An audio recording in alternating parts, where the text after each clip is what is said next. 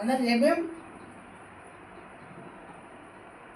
తెలంగాణ రాష్ట్ర బడ్జెట్లోని కొన్ని ముఖ్యమైన అంశాలు ముందు పెడతారు.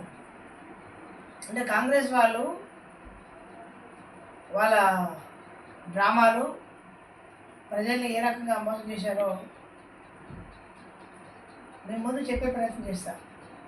నేను ఎకనామిక్స్లో లేదా కామర్స్లో లేదా ఆర్థిక వ్యవస్థలో నేను పరిజ్ఞానం లేకపోయినా కొంత సామాజిక ఉద్యమాల్లో పనిచేయడం వల్ల కొంత నేర్చుకున్నాను కాబట్టి చెప్తున్నాను.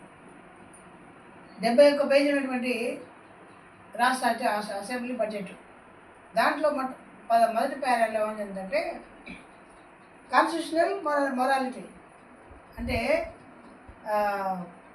రాజ్యాంగం యొక్క నైతిక విలువలు రాశారు. రాజ్యాంగం నైతిక విలువలు ముఖ్యమంత్రి పాటిస్తున్నాడా భట్టి గారు, లేదా మీ ఎమ్మెల్యే పాటిస్తున్నారా భట్టి గారు?